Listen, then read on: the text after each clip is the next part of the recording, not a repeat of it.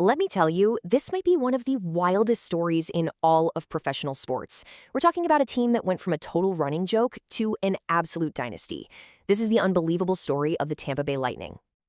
Right now, if you're talking about NHL royalty, you're talking about the Tampa Bay Lightning. I mean, these guys are the benchmark for success. They've basically defined this modern era of hockey with their championships and just this incredible winning culture. But here's the thing. To really get why this dynasty is so special, you gotta look at where they started. Because before they were a powerhouse, they were a punchline, a joke. So how in the world did they pull off this insane transformation? All right, let's rewind. Our story starts with an idea that, honestly, sounded pretty crazy at the time. Professional ice hockey in Florida? Yeah, the Sunshine State, a place with beaches, palm trees, not so much ice. You just knew this was going to be an interesting ride.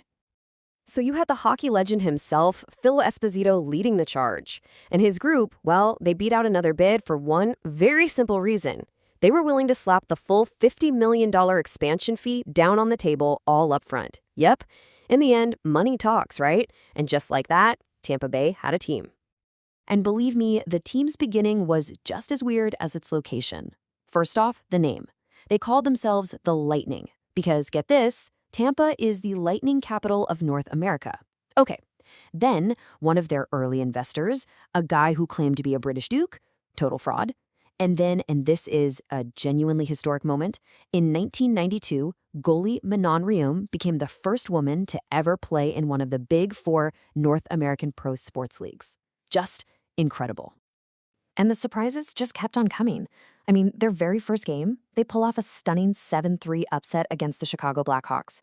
Unbelievable. They even played in a converted baseball stadium they called the Thunderdome, and you know what? They set an NHL attendance record there. By 1996, they'd already made the first playoff run and moved into a real arena. So yeah, things were definitely looking up. And then it happened. Almost out of thin air, this kind of quirky Florida team, they put all the pieces together and did something that pretty much nobody saw coming. So how'd they do it? Well, first, they brought in this super fiery, no-nonsense coach, John Tortorella. Then they snagged a star goalie, Nikolai Kabulin. And here's the magic ingredient. A young core of guys who would become absolute legends. We're talking Vincent Lecavalier, Martin St. Louis, and Brad Richards. They all just exploded and hit their prime at the exact same time. And it all led to a Stanley Cup win in 2004. Okay, let's just stop and think about that for a second. This was a team that, just a few years before, had lost 50 or more games for 4 seasons in a row. The speed of this turnaround was just, it was breathtaking. And they became the southernmost team to ever win the Cup. Ever. And it wasn't just the championship. It was a total, complete sweep. Their players, their staff, they just dominated all the major awards. You've got the league MVP, the playoff MVP, best coach, executive of the year. They took home the whole shebang. It was, in every single way you can measure it, a perfect season. But you know how it goes. The view from the top can be pretty short-lived. What came after that incredible championship was a complete, and I mean total, collapse. A period of absolute chaos that almost killed the franchise for good. You know, the legendary hockey writer Stan Fischler, he put it perfectly. He called the team a skating vaudeville show. And the problems, they started right at the very top. They had this revolving door of just awful, unstable ownership that sent the whole franchise into a tailspin.